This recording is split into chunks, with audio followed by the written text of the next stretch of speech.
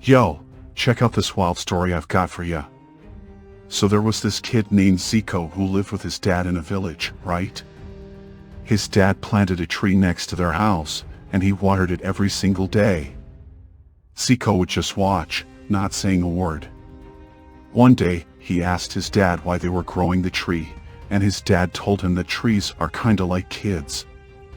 You gotta take care of them when they're young, water them, feed them, and if they grow up right, they'll be there to take care of you too. Well, that tree grew up big and strong, like, massive.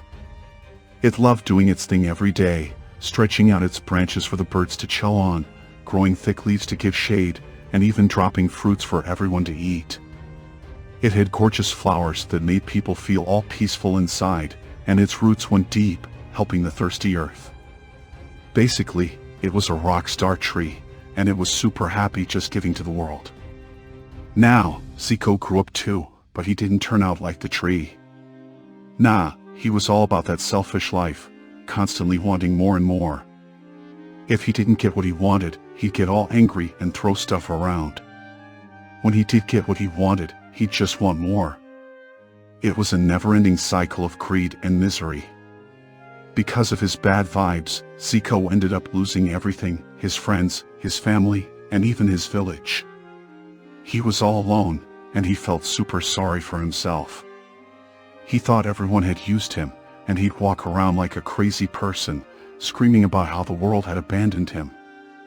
One day, he found himself chilling under the big old tree his dad planted. The tree was still doing its thing, happily serving the world, when it noticed Zico crying. It asked him what was up, and Zico was all like, "Can't you see? The world used me. I was just here to be used." Now, there was this wise Zen dude named Nishitsu who was watching everything from a distance. He started cracking up, laughing so hard his belly hurt. He asked his rabbit buddy, Riku, to check out the scene with Zico and the tree.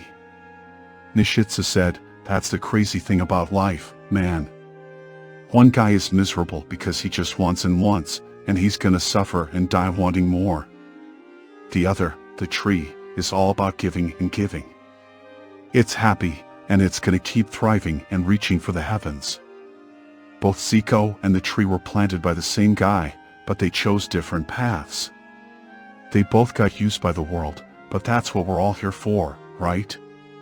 It's kinda awesome to be used by the world if you think about it.